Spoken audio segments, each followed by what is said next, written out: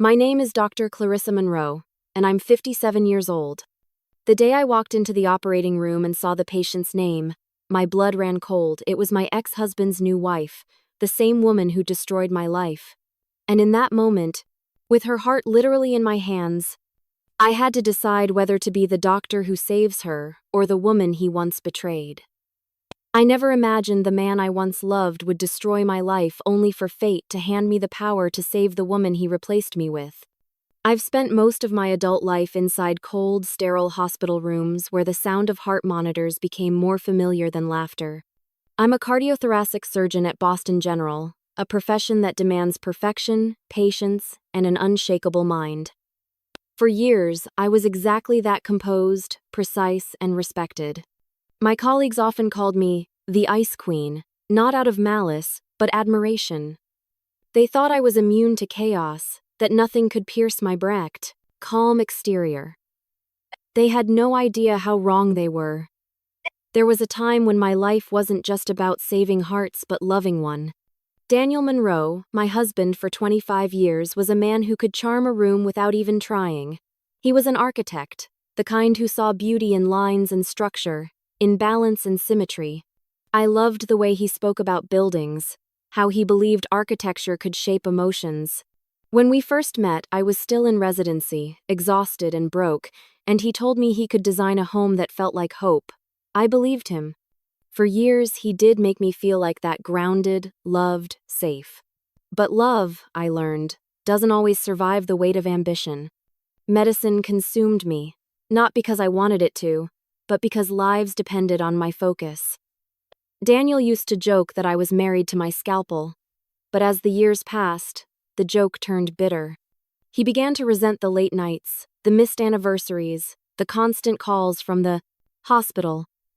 I tried to explain that surgery wasn't just a career, it was a calling. He only saw the distance growing between us. We started arguing more quietly at first, then with venom. He accused me of choosing patience over him. I accused him of not understanding purpose. Somewhere between my operating rooms and his blueprints, we lost each other. And then, one ordinary Tuesday morning, he told me he was leaving. No long conversation, no attempt to fix what we had. Just a note on the kitchen counter beside a half-drunk cup of coffee. He said he needed to feel alive again, that he'd found someone who made him feel that way. Her name was Sabrina Lark. Young, beautiful, brilliant. And the worst part? I knew her. She had been one of my medical students 5 years earlier, a bright, ambitious woman who once shadowed me during a rotation. I'd written her recommendation letter for residency. She'd sat across from me and called me her role model. The irony was almost cruel. When I found out who she was, I felt my world tilt. How do you even process that kind of betrayal? The man you loved leaves you for a woman you helped shape? It wasn't just heartbreak, it was humiliation. The whispers at work, the pitying glances, the subtle questions. You must have been so focused on your career. He probably felt lonely. As if my dedication was the reason he shattered our marriage. For months, I went through the motions like a ghost. I'd walk into the OR, scrub my hands, and bury my pain beneath surgical precision. I became addicted to control because everything else in my life was chaos. I saved lives every day, but I couldn't save my own. Still, every time I made a heartbeat again, a small voice whispered inside me, reminding me that I could still fix things, even if they weren't mine anymore. My daughter, Mia, tried to bring light back into my world. She's 30, married, and living in Seattle, full of warmth and patience I sometimes envy. She'd call me every Sunday and say, "Mom, you've got to stop letting Dad's choices define you." I'd nod, make small talk, and change the subject. The truth was, I didn't know how to move on. How do you start over when your entire identity has been built on stability and sacrifice? I tried to distract myself. I started mentoring new surgical interns, attended medical conferences, even joined a book club I barely had time for. But no matter what I did, loneliness followed me like a stubborn shadow. At night, when the city went quiet, I'd picture Daniel's hand resting on Sabrina's back, the same gentle gesture he once used with me. I hated that image, but it refused to leave. Then came that rainy morning, the kind where Boston skies hang heavy and gray, and the hospital corridors hum with urgency. I was reviewing case notes in my office when my pager beeped. Code red, incoming severe cardiac trauma, ETA, 5 minutes. Without hesitation, I grabbed my coat and rushed to the emergency bay. The paramedics wheeled in a young woman, bloodied, pale, and unresponsive. A car accident, they said, internal injuries, possible cardiac rupture. Her heart rhythm was unstable. I could feel the adrenaline surge through me, the automatic switch from emotion to instinct. I barked orders, called for imaging, and started prepping for surgery. It was a standard crisis, the kind I'd faced countless times. At least, that's what I thought. As I scrubbed in, I asked the nurse for the patient's chart. My gloves were half on when I glanced at the file. And then I stopped breathing. The name stared back at me in sharp black ink. Sabrina Lark. For a moment, the world blurred. My hands went still. I could hear the steady beeping of the monitor, the shuffle of nurses, the hum of the ventilator, everything except my own heartbeat. I stared at that name again, my mind refusing to believe it. Sabrina. Daniel's Sabrina, the woman who had taken everything from me, was now lying on my table. Her life literally in my hands. I felt something strange twist inside me, not hatred, not vengeance, but something colder. Fate had a cruel sense of humor. After all the pain, all the sleepless nights, all the tears I'd buried beneath professionalism, here she was, vulnerable, helpless, dependent on me. And as the operating room lights flared above us, I realized this wasn't just another surgery. It was the moment my past and my present collided, and one of us might not come out whole. The name reads Sabrina Lark, Daniel's new wife. The room started spinning. My ex-husband's new wife was fighting for her life on my operating table. For a moment, I couldn't breathe. The operating room around me seemed to fade, the harsh fluorescent lights blurring into a white haze. My gloved hands hovered midair as I stared at the name on the chart. The letters burning into my mind, Sabrina Lark. My pulse thudded so loud I could almost hear it echoing in my skull. Of all the patients, of all the moments, fate had chosen this one to test me. The woman who had taken my husband was now in my care, her heart literally in my hands. A nurse named Julie noticed me falter. "Dr. Monroe, are you all right?" she asked, her voice muffled through the surgical mask. I nodded once, forcing air back into my lungs. "I'm fine," I lied. "Let's proceed." My voice came out calm, clipped the voice of a surgeon, not a woman whose past had just bled into her present. As I positioned myself at the operating table, flashes of Sabrina's face danced before me, her bright laughter at hospital galas when Daniel proudly introduced her, her slender hand resting possessively on his arm, the glimmer of triumph in her eyes when our paths accidentally crossed months after the divorce. I remembered the whisper of her perfume, the look of pity she gave me as though she'd won a prize and I had become a relic of Daniel's past. That memory ignited a flame in my chest, but I pushed it down. Now wasn't the time for emotion. Emotion killed patience. The chief of surgery, Dr. Patel, stepped beside me. "Clarissa, are you sure you're up for this?" His tone was soft but serious. "We can have Dr. Liang take over." I looked him squarely in the eyes. "No," I said firmly. "I'll handle it." He hesitated for a moment, then nodded, trusting my judgment. That trust was both a weight and a shield. It meant I had no choice but to prove that my professionalism was stronger than my pain. As the anesthesiologist confirmed the patient was stable, I began. The first incision sliced through skin and tissue with surgical precision, but to me it felt like cutting through memory. Every motion carried years of buried emotion. The scent of antiseptic mixed with the metallic tang of blood, and I forced myself to focus on the rhythm: cut, cauterize, suture, repeat. There was no room for hesitation. The damage was severe: a puncture near the heart, fractured ribs, internal bleeding. The odds weren't in her favor, but I had faced worse. Still, this was different. This wasn't just another life. This was the embodiment of every sleepless night, every tear I had hidden from the world, lying motionless beneath my hands.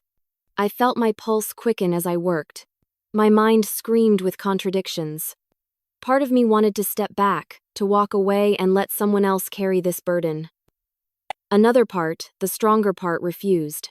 Because I wasn't doing this for Sabrina, I was doing it for me.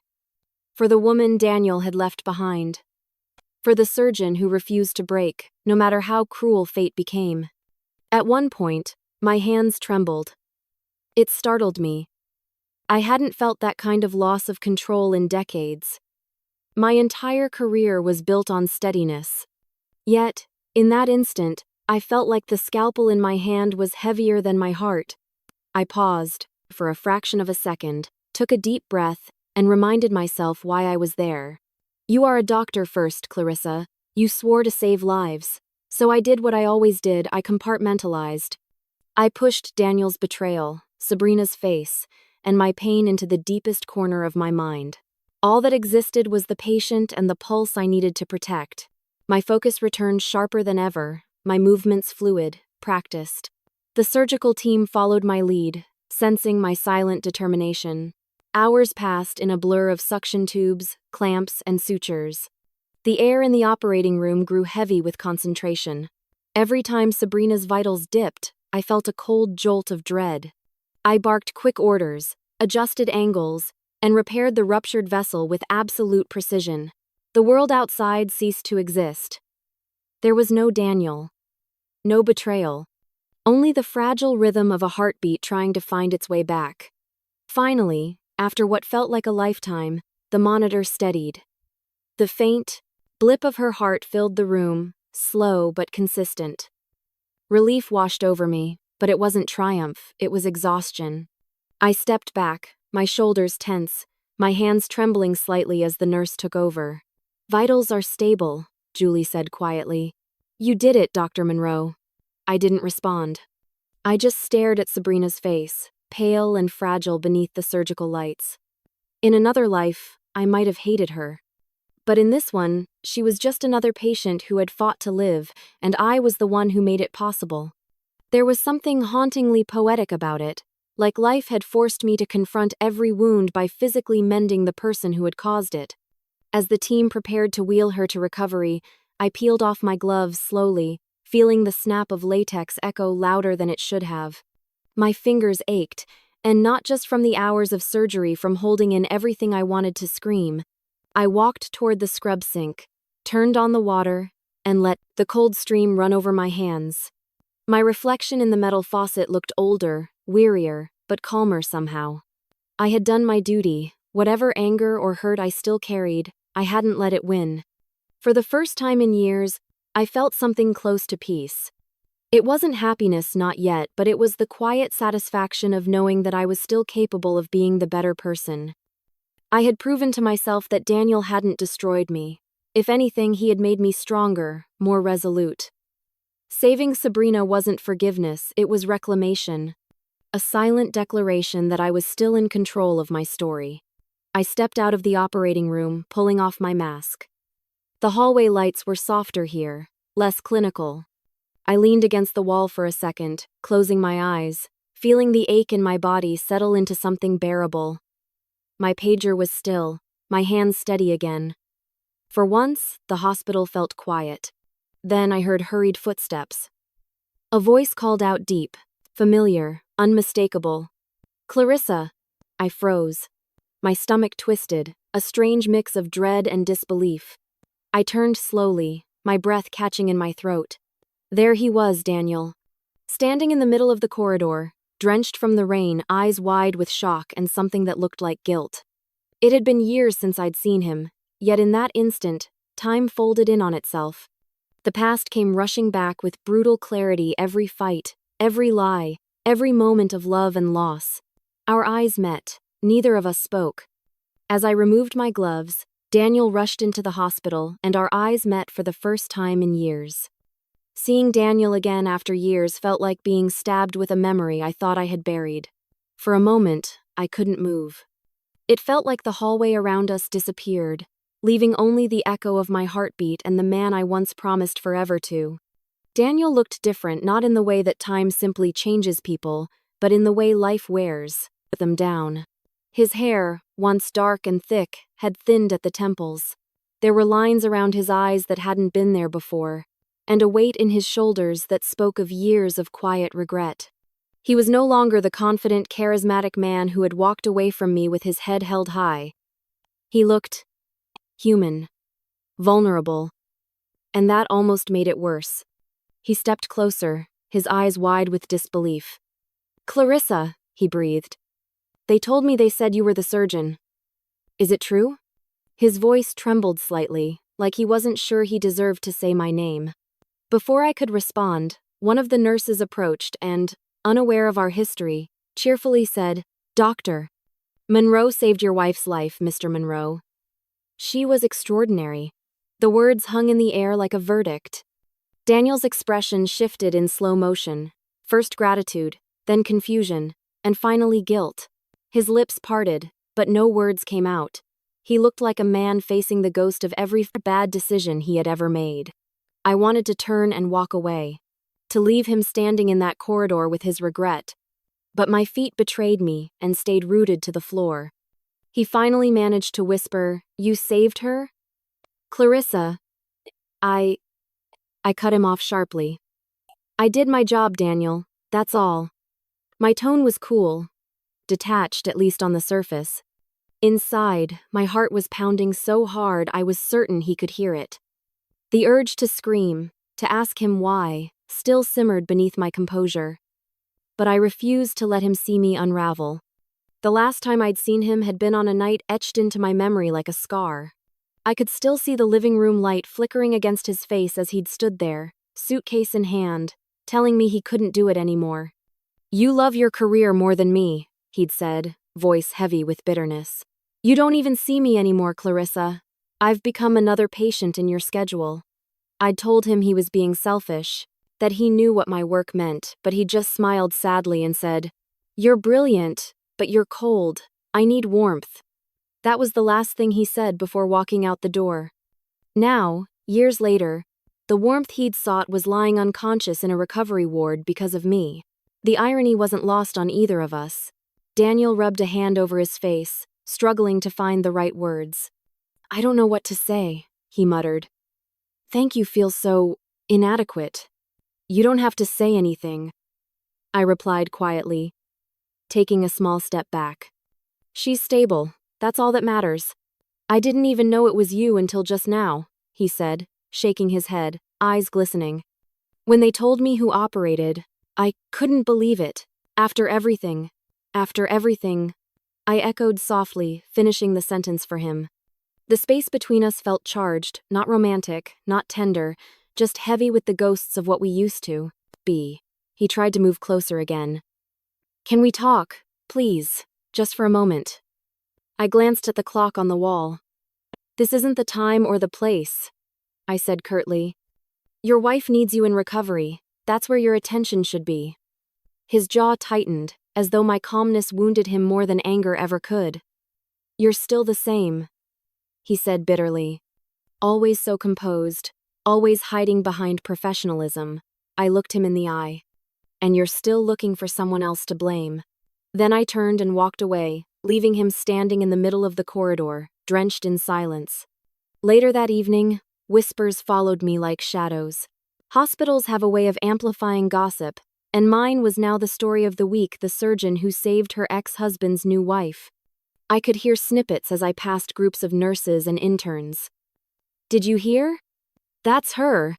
The one who operated on her ex's wife. That's wild. Imagine having to do that." She didn't even flinch. Total pro. Their fascination didn't bother me as much as it should have. Maybe because deep down, part of me took a quiet pride in it. I had faced the worst kind of emotional test and hadn't crumbled. Still, when I finally returned to my empty office, the silence hit me like a wave. I sank into my chair, letting the exhaustion seep into my bones. The city lights glittered through the window, casting faint reflections across my desk.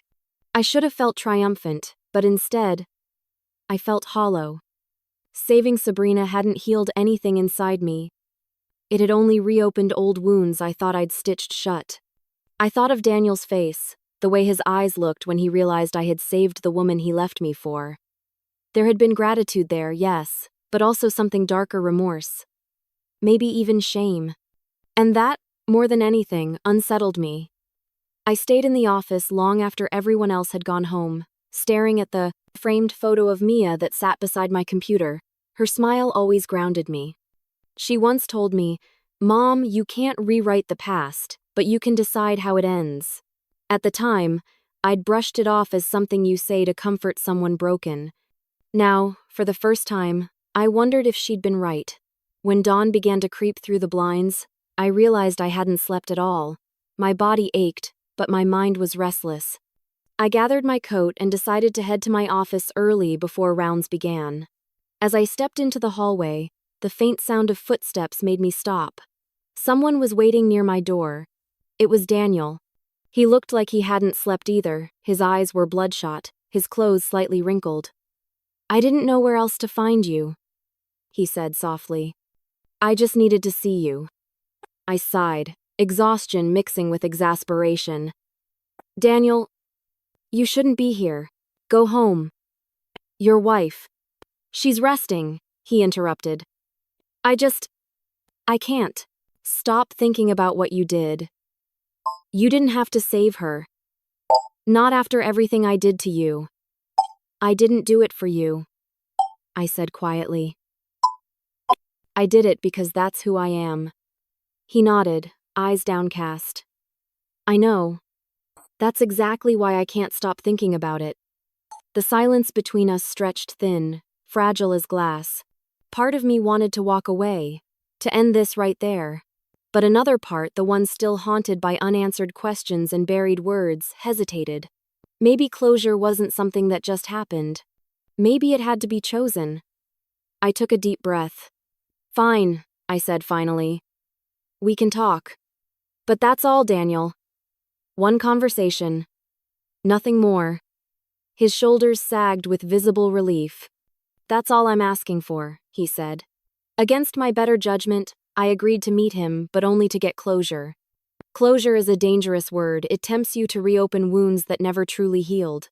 The hospital cafe was nearly empty that afternoon, its sterile quiet broken only by the hum of the espresso machine and the occasional clatter of cups.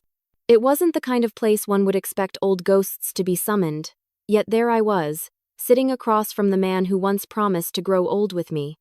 Daniel sat opposite me, fidgeting with a coffee stirrer, his eyes darting everywhere except mine. I'd agreed to meet him only to silence the what-ifs that still whispered in the corners of my mind. But now that we were here, I realized closure wasn't soothing, it was a trap. It lured you into believing that words could mend what years had already broken. He finally looked up, his voice low and uncertain. "Clarissa, I don't even know where to start." "Then maybe don't," I said, my tone sharper than intended. But he didn't flinch. He nodded slowly, as though accepting the punishment he knew he deserved. For a long moment, we sat in silence, the weight of shared history pressed down between us. Then, his shoulders sagged, and he began to speak. "I'm sorry," he said simply. "For how I left, for everything. You didn't deserve that." I studied him carefully. There were no rehearsed speeches, no attempt to justify the unforgivable. Just the kind of weary honesty that comes from someone who's finally run out of lies. For the first time since he'd walked out, I believed he actually meant it. "I can't give you excuses," he continued.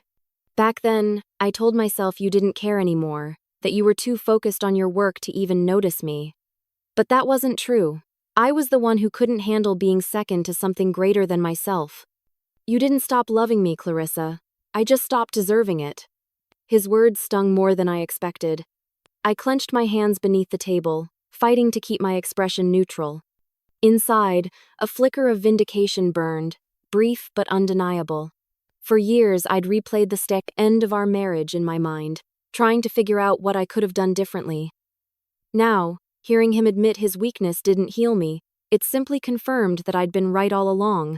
He sighed deeply, his eyes tired. "Life with Sabrina, it wasn't what I thought it would be." That caught my attention. "No?" I asked, my tone even. He shook his head, running a hand through his graying hair. At first, it felt like a second chance. She was young, energetic, made me feel alive again. But that wore off fast. She wanted more money, more attention, more everything. My firm took a hit during the pandemic. Clients pulled out, projects froze.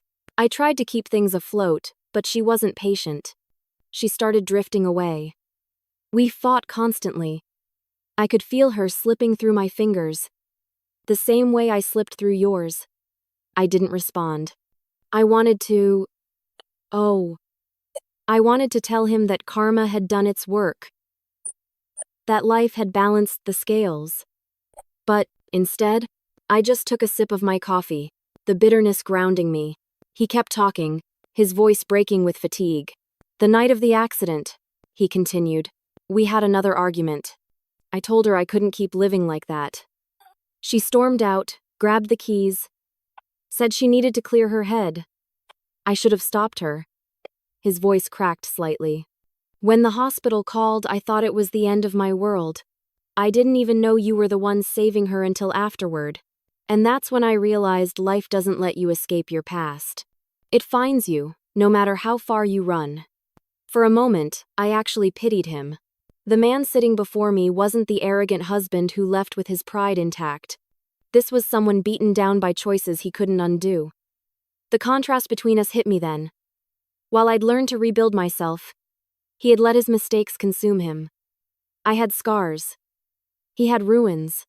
Daniel, I said quietly, what exactly do you want from me? He looked up, startled. Nothing, he said quickly.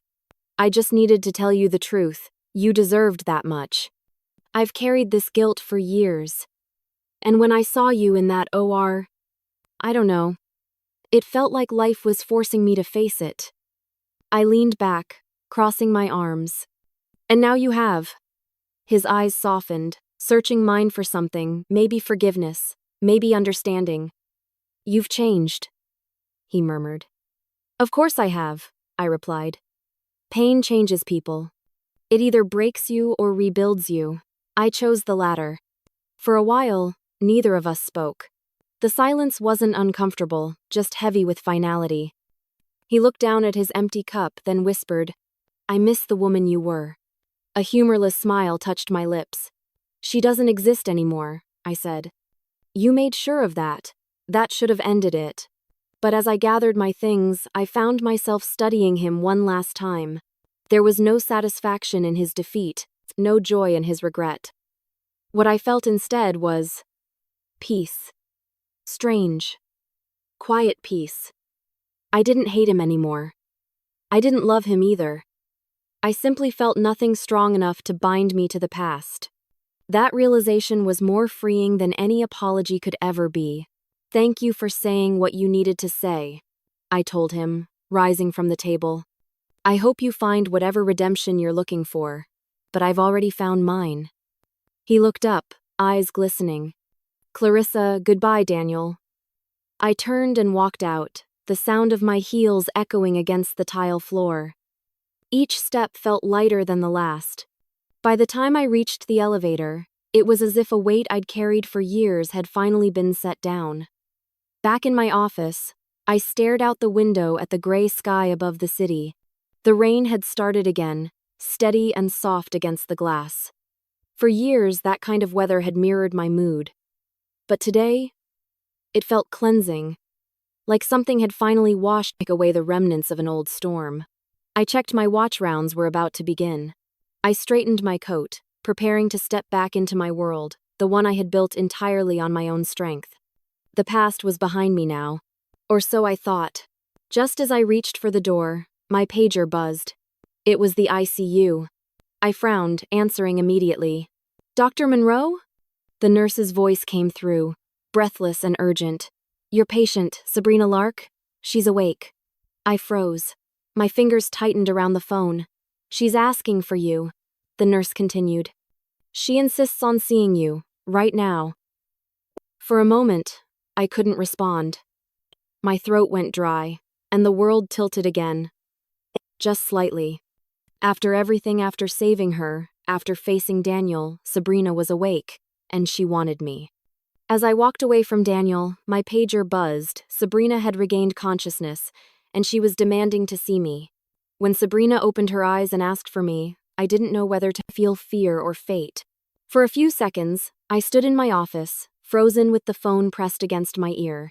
I could hear the nurse on the other end asking if I was coming, but the words barely registered. Sabrina was awake, the woman who shattered my marriage, the one whose name had haunted me for years, the same woman whose heart I had stitched back to life. I didn't know what she could possibly want from me. Gratitude? Forgiveness? Closure? Or perhaps something else entirely. My instinct told me to avoid the room, to let another doctor handle it, to keep my distance. But something deeper, something I couldn't quite name, pushed me forward. Maybe it was curiosity, maybe it was fate. When I entered the ICU, the air was heavy with antiseptic and low mechanical hums. Sabrina lay there, pale and fragile beneath the soft hospital lights, tubes tracing across her body. For a moment, I didn't recognize her. The vibrant, confident woman who had once stood beside Daniel, glowing with youth and certainty, was gone. What lay before me was someone stripped bare, fragile, almost childlike. Her eyes fluttered open when she heard my footsteps, and for a second, confusion crossed her face. Then, recognition dawned. "Dr. Monroe," she whispered, her voice raw and weak. "You came." I hesitated by the doorway, keeping a professional distance. "You asked for me," I said evenly, trying to keep my tone neutral. "How are you feeling?" She gave a faint smile, the kind born more of relief than happiness. "Alive," she murmured. "Thanks to you." A tear slipped down her cheek. "I remember you from years ago. Medical school. You probably don't remember me, I was just another student back then. Trailing behind you during rounds. You were incredible. You still are." I didn't know what to say. I did remember her not vividly, but enough. She had been bright, eager, ambitious. I had seen potential in her. I never imagined she would become the woman who would undo my marriage. Sabrina's gaze drifted toward the window before returning to me. "You know," she said quietly, "I used to envy you. Everything about you. The way you carried yourself, so composed, so sure of who you were. You had everything I wanted: respect, purpose, love. Even back then, people looked at you and saw strength. I wanted to be like that." Her confession hit me like a slow-building storm. "And that's why you went after Daniel?" I asked, unable to keep the edge from my voice. Her lip trembled, and she nodded weakly. "At first, yes," she admitted. "It sounds pathetic now. But I wanted to prove I could have what you had, the career, the man, the life. I thought if I could take what belonged to you, it would make me powerful." But all it did was expose how empty I really was. The room fell silent except for the rhythmic beep of the monitor. I studied her face thinner now, with lines of regret etched around her eyes. She wasn't the woman who had smirked beside my ex-husband at parties. She was someone entirely different, broken in ways I could suddenly understand. "Daniel told me about the accident," I said quietly. "That you two argued before it happened." Sabrina's eyes filled with tears. "He said that, did he?" She gave a hollow laugh. "He's not wrong. But what he didn't tell you is why. He was cheating again." My stomach tightened. "With who?" "I don't even know her name," she said softly. "Some intern from his firm. Younger, of course. It wasn't about love. It was about ego. He needed to feel wanted, and I was too tired to play along anymore. That night, I told him I was done pretending. I got in the car and drove away just to breathe. The next thing I remember is waking up here, looking into your face. Her honesty caught me off guard. I had expected denial, deflection, something cruel or defensive. But what I saw was remorse. Raw and genuine. In that moment, I felt something shift inside me. The anger I'd carried for years began to dull. Not because she deserved forgiveness, but because I was exhausted from holding it. Sabrina reached for my hand. Her grip was weak but trembling with emotion. "I know I don't have any right to ask you for anything," she said, voice cracking. "But I need you to know how sorry I am. I destroyed something beautiful out of jealousy and insecurity. I thought I was proving something to myself, but all I did was ruin 3 lives: yours, mine, and his. I've been living with that guilt for a long time. And now, after all this, I just want to start over. I want to be someone better. Please, tell me you believe that's possible." I stared down at her hand resting in mine. The woman who had once been my enemy was now seeking redemption from me, the very person she had wronged. For a fleeting second, I saw past the pain and betrayal. I saw a reflection of myself years ago, broken, searching for meaning in the ruins of a life that had fallen apart. Maybe fate hadn't brought us here for punishment, but for understanding. "You made choices," I said slowly, my voice quieter now. "Terrible ones, but we all do. What matters is what you do with what's left." Her eyes glistened. "So, you forgive me?" I paused. Forgiveness. The word felt too heavy, too final. "I don't know if forgiveness is the right word," I said honestly. "But I don't hate you anymore." Sabrina smiled faintly, relief flickering across her face. "That's more than I deserve," she whispered. Before I could respond, the steady rhythm of the heart monitor faltered. The beeps grew erratic, sharp, and alarming. My instincts took over. "Nurse!" I shouted, pressing the emergency button as the lines on the monitor began to flatline. A team rushed in within seconds. I stepped back as the room erupted into motion, nurses grabbing equipment. A crash cart wheeled in, alarms piercing the air. I could hear someone shouting vitals, another preparing the defibrillator. My own pulse thundered in my ears as I watched them fight to pull her back. I stood frozen, my hands still tingling from where she'd held them only moments ago. The sight of her body convulsing under the shocks hit me harder than I expected. It wasn't just a patient now. It was a woman I had once despised, a woman who had faced her own truth too late. The air thickened with urgency. The defibrillator sounded once, twice. The monitor spiked, then went flat again. "Charging again!" someone yelled. I closed my eyes, whispering under my breath. "Come on, Sabrina, don't let it end like this." The third shock echoed through the room. The monitor gave one final shrill tone. Sabrina went into cardiac arrest. In that moment, instinct took over, not revenge, not emotion, just the will to save a life. Everything happened so fast that my mind didn't have time to process the irony. One moment, Sabrina was looking up at me with those pleading eyes. And the next, her heart monitor screamed into chaos. The sharp, continuous beeping sliced through the silence like a knife, and every ounce of composure I had vanished, replaced by pure, unfiltered instinct. I called out for the team before the nurse even hit the code button. Within seconds, the ICU transformed into a storm of movement. "Start compressions!" I shouted. The nurses fell into rhythm, the sound of gloved hands pressing against Sabrina's chest filling the room. I took the lead, issuing rapid commands. "Epinephrine, 1 milligram. Get the crash cart ready. We're not losing her." My voice was sharp, authoritative, the kind that came from years of commanding life and death.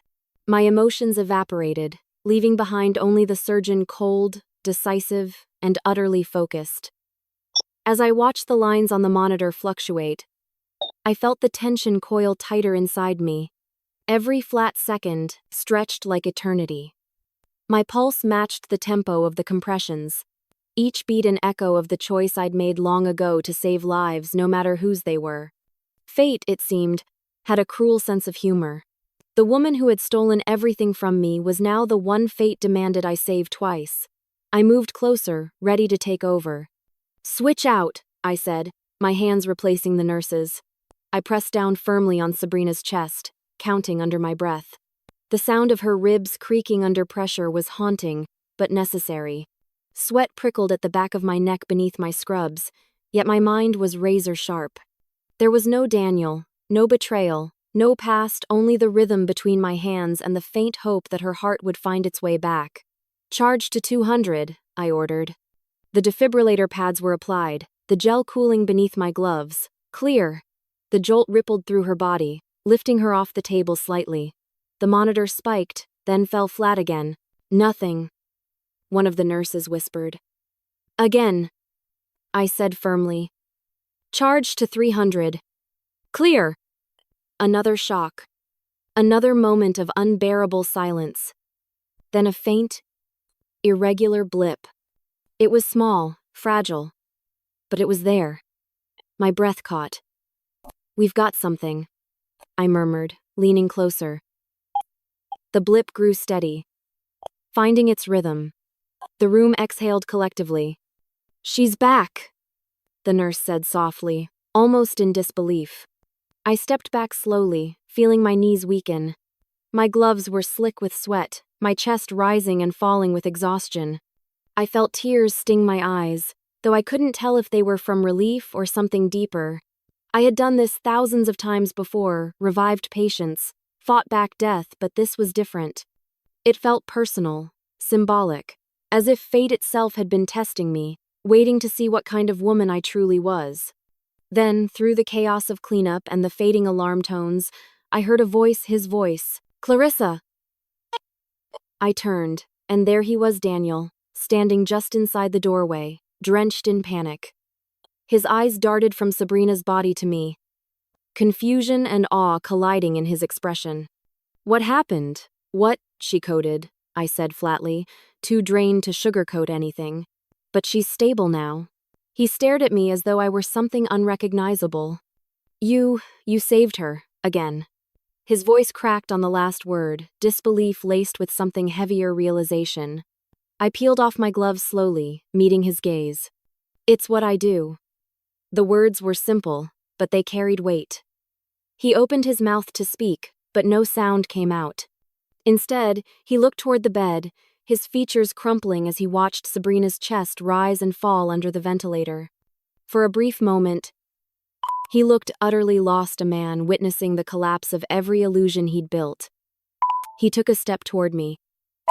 "Clarissa, I don't," I interrupted, my voice low but steady. "Whatever you think you owe me, you don't. I did my job. Nothing more." He swallowed hard, his eyes searching mine. "But you didn't have to fight for her like that. After everything, I did," I said, cutting him off again. "Because that's who I am. I don't choose who deserves to live, Daniel. I just make sure they do." He looked at me as though seeing me for the first time, really seeing me. And I realized something in that moment. He had spent his whole life chasing admiration, validation, youth. But none of it gave him the strength I now possessed. He'd left me thinking I was too cold, too distant, too focused. But standing there, covered in sweat and adrenaline, I felt more alive than I ever had. I didn't need his love or his approval. I had my own. The room quieted as the nurses finished securing Sabrina's monitors. The storm had passed. I exhaled slowly, the adrenaline ebbing away, leaving behind a strange emptiness. I turned to Daniel once more, my voice softer now. "She'll live," I said. "That's all that matters." He nodded weakly, tears glistening in his eyes. "I don't know how to thank you." "You don't have to," I replied.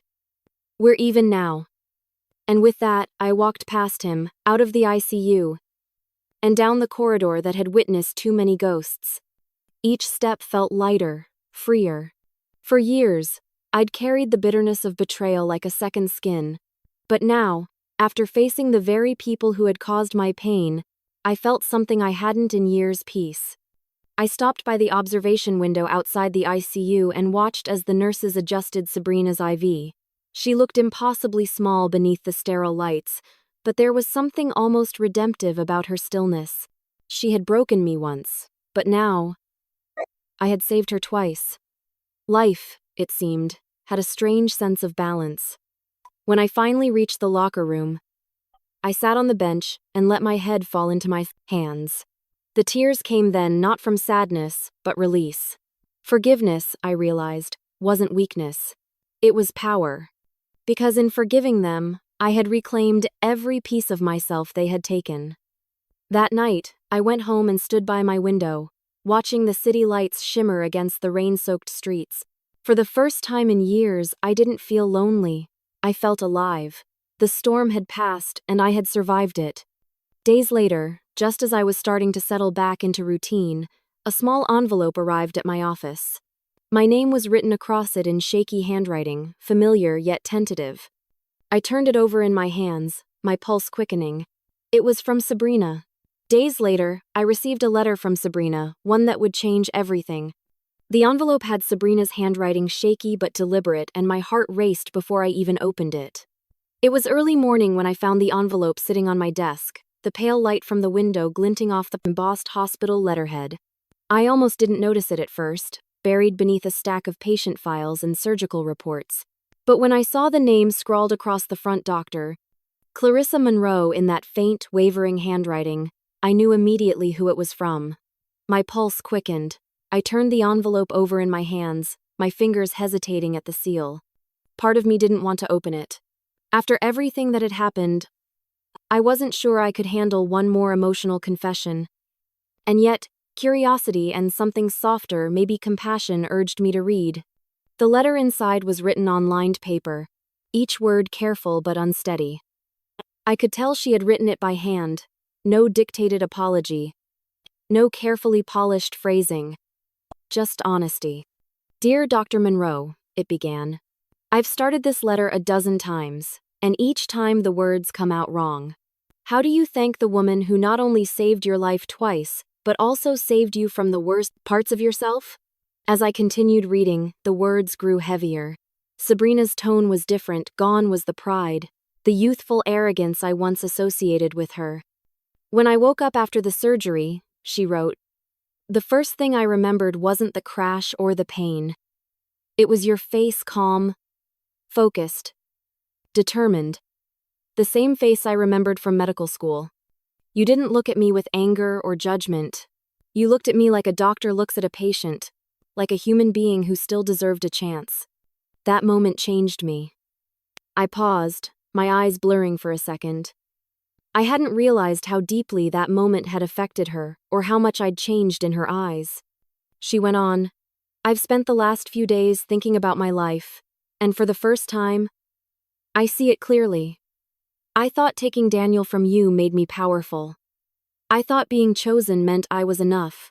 But I understand now that what I mistook for love was only validation, and it was never real. Daniel doesn't know how to love without control. And I don't want to spend another day trying to prove my worth to a man who doesn't even know what worth means. As I read those lines, I felt something inside me shift again, not pity this time, but genuine admiration. She had finally seen through the illusion I'd once lived under for 25 years. The next paragraph made my throat tighten. I'm leaving Daniel, she wrote. I don't know where I'll go yet, but I know I can't stay. You told me once, or maybe it was something I imagined you saying, that healing comes from doing what's right, not what's easy. I'm ready to start over, on my own terms. I don't want to repeat your mistake of loving someone who never valued me. I want to build something real.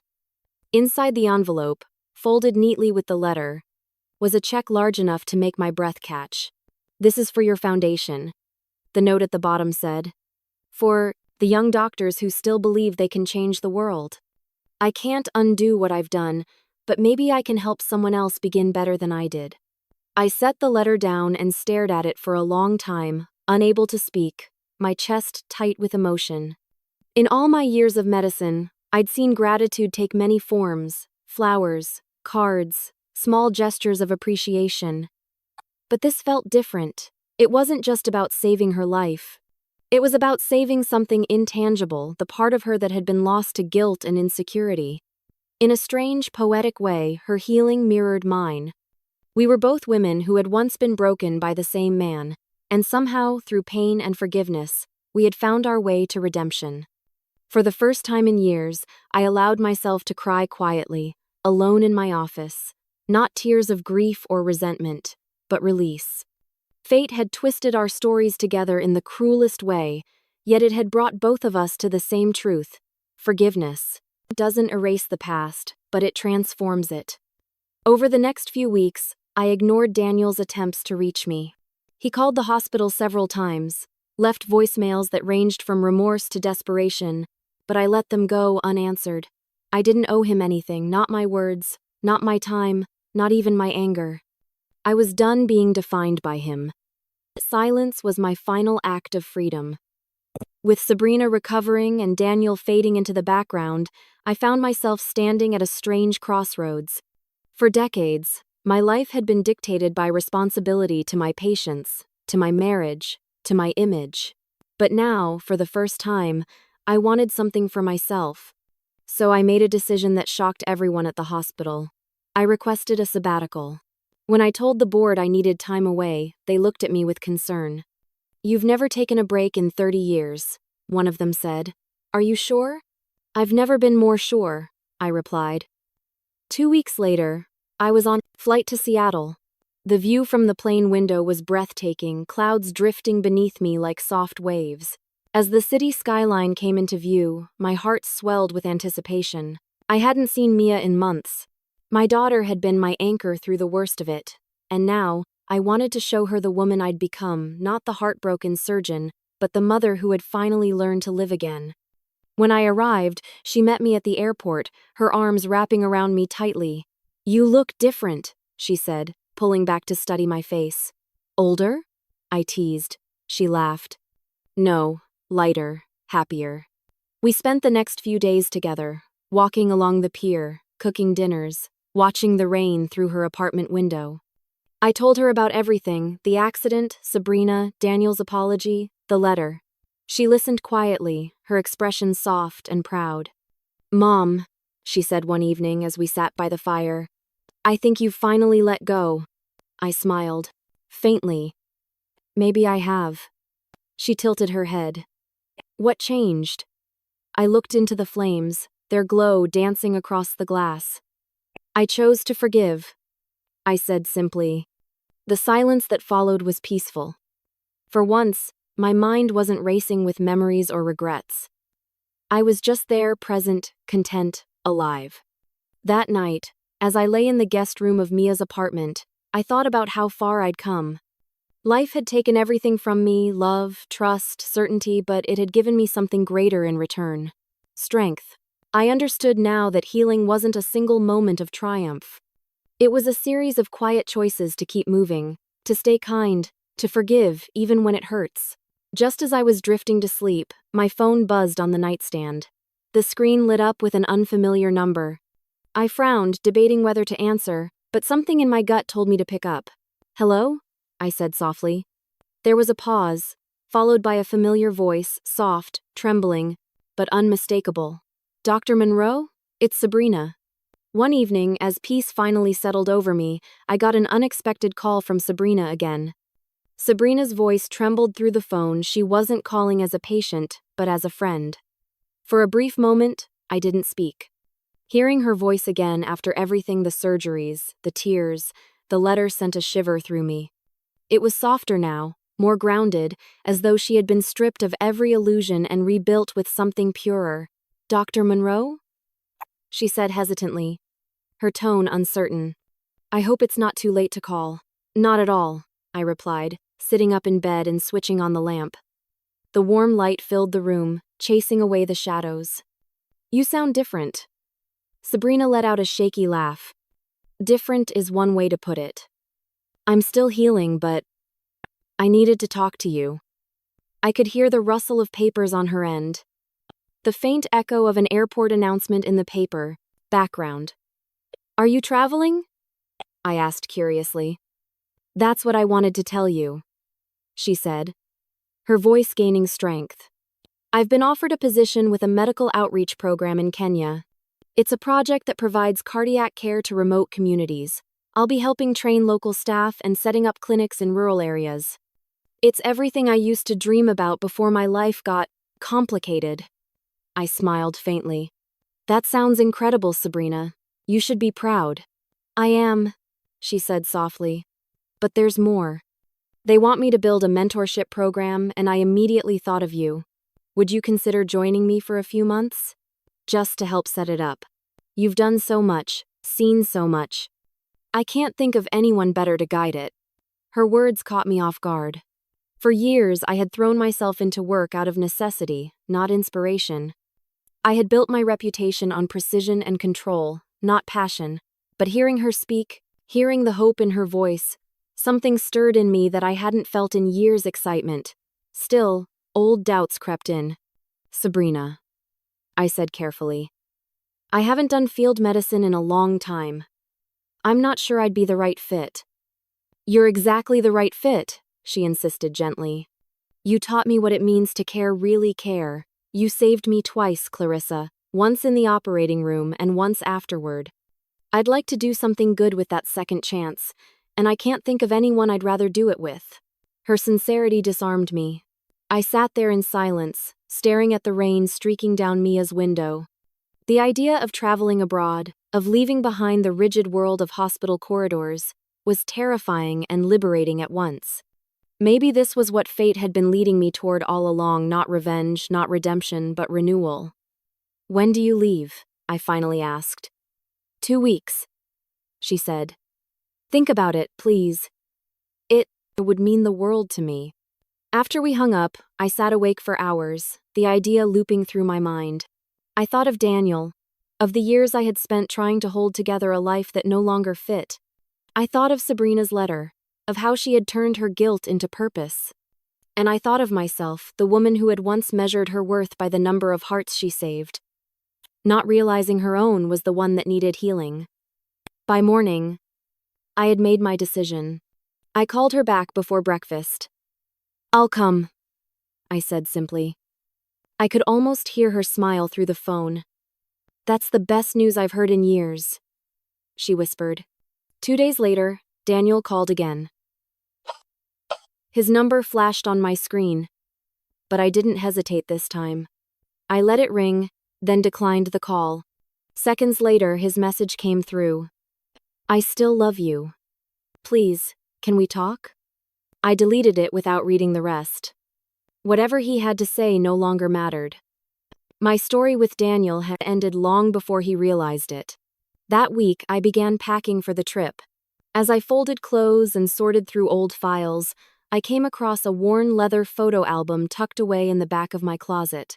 Inside were pictures of Daniel and me from our early years, smiling in front of our first house, celebrating our 10th anniversary, laughing at some forgotten joke.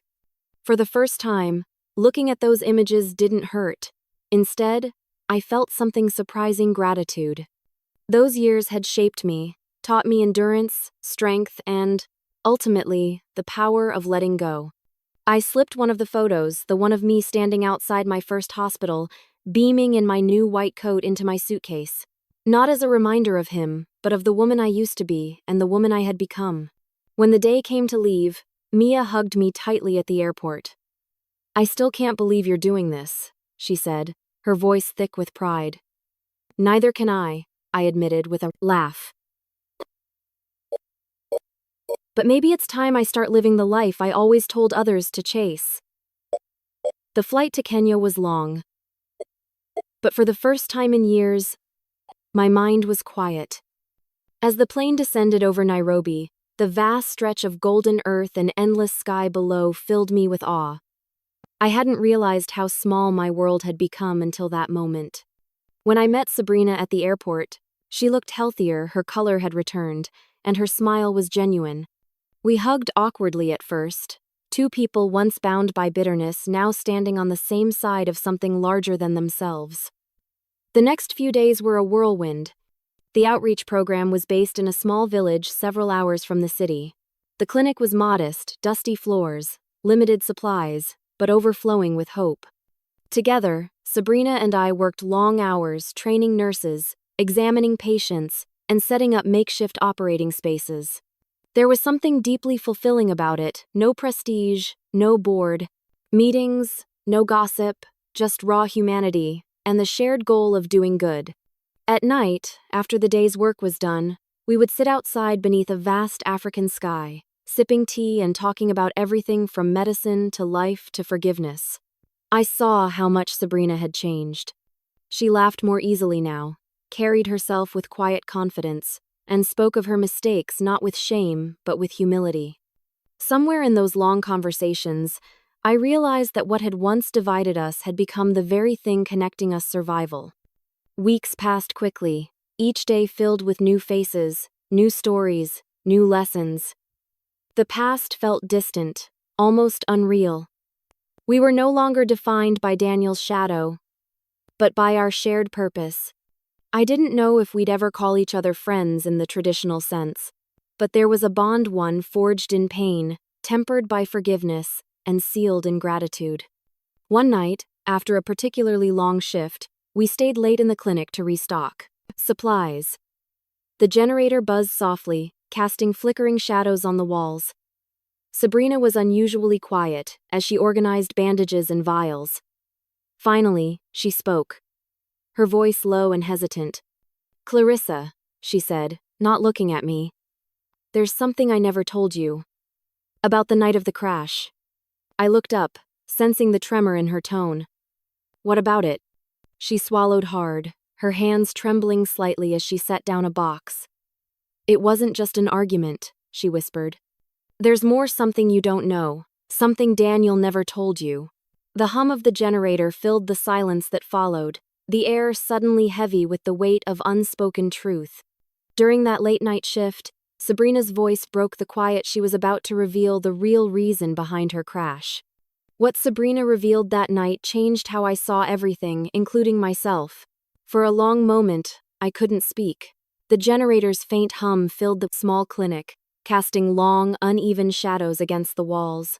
Sabrina stood across from me, her eyes downcast, her voice trembling with the weight of something she had carried too long. "Clarissa," she whispered. "That night, the night of the crash, I wasn't just upset. I was shattered." I set down the chart in my hand, my pulse quickening. "What do you mean?" She drew in a slow, ragged breath before continuing. "I found out Daniel was cheating again." The words fell heavy between us, like stones hitting the ground. It wasn't just a suspicion this time. I saw the messages, the same patterns, the same lies, the same charm he once used on both of us. I confronted him, and he didn't even deny it. He said I was paranoid, that I was too emotional, too dramatic. And then he walked away. For a second, I felt the air leave the room.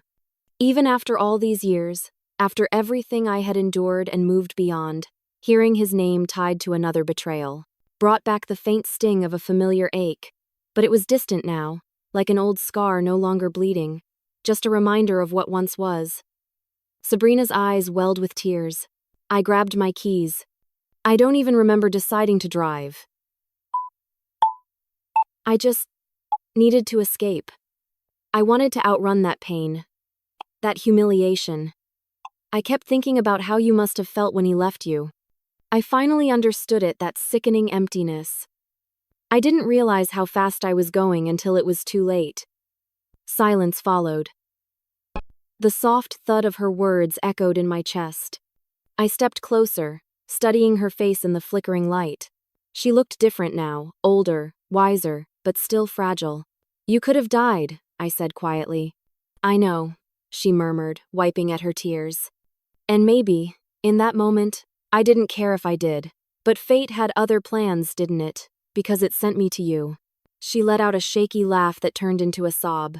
"You saved me, Clarissa, you saved the woman who destroyed your marriage. Twice. And somehow, instead of hating me, you gave me the chance to start over." I shook my head slowly. "Maybe that's what we were both meant to learn," I said. "That pain doesn't have to turn us cruel. It can either break us or make us stronger, and we get to choose which." She looked up at me then, her eyes filled with something pure, not guilt, not shame, but gratitude.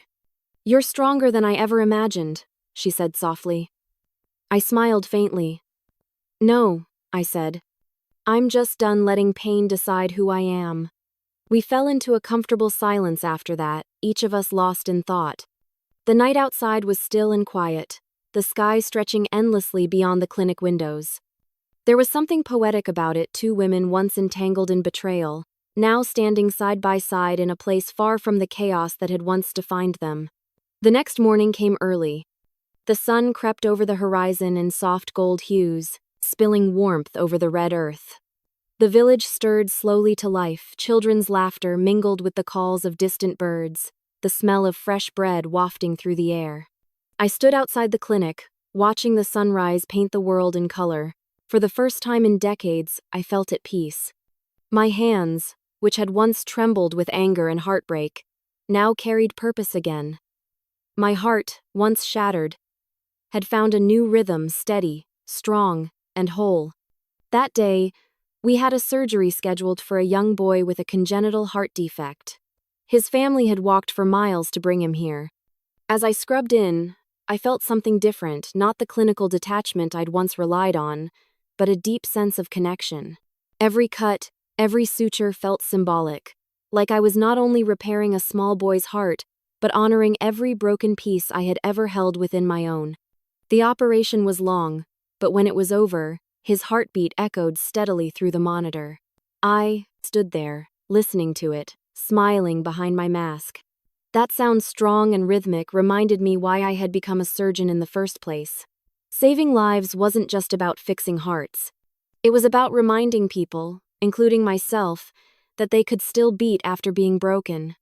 Later that evening, as the sky faded into twilight, I sat by the window of my small quarters with a notebook on my lap. I hadn't written a letter in years, but tonight, I needed to. It was for Mia. "Dear Mia," I began, my pen gliding across the page. "I'm writing this from a place that feels like the edge of the world, yet somehow, it feels like home. I've seen more in the last few weeks than I have in years, not in surgeries or conferences, but in people.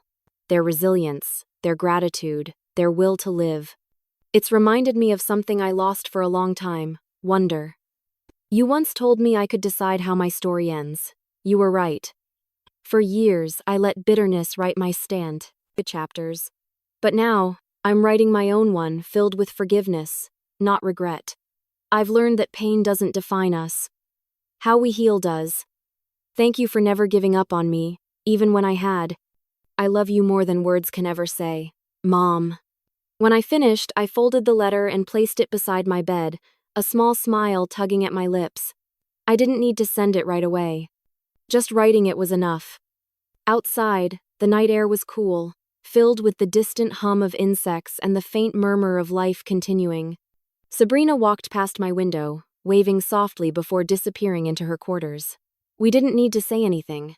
Our silence spoke louder than words, a quiet acknowledgement that we had both found peace. As the stars began to shimmer overhead, I stepped outside and stood on the small hill behind the clinic. The land stretched endlessly, bathed in moonlight. I closed my eyes, breathing it in, feeling the universe expand and settle inside me all at once. And then, for the first time in years, I spoke aloud, not to anyone, not even to the memory of Daniel, but to myself. "He replaced me once," I whispered, my voice steady and sure. But fate reminded me that I was never meant to be replaced, only reborn. The camera of life, if it had one, would have pulled back then the image of a woman standing strong beneath the African sunrise. No longer haunted by her past, but illuminated by her peace. The rhythm of her heartbeat, and the hum of the waking world around her, perfectly in sync. Because in the end, it wasn't about revenge. It was about resurrection, and I had finally learned how to live again. In the end, life didn't punish Daniel, it simply revealed who he truly was. But fate, in its quiet mercy, gave me something far greater than revenge peace. I went to Kenya to heal others, but somewhere between broken hearts and new beginnings, I healed myself too. Because sometimes, the greatest justice isn't in seeing others fall, it's in standing tall when they expected you to crumble. And as I watch each sunrise now, I finally understand he replaced me once, but fate reminded me that I was never meant to be replaced, only reborn. So if this story touched something in your heart, don't forget to share it with someone who needs a reminder that strength doesn't always roar sometimes, it simply survives. Your support keeps stories like this alive, so if you felt even a flicker of emotion, Tap the like button and stay connected for more. And tell me in the comments if you were in my place that night, would you have saved the woman who once took everything from you, or walked away?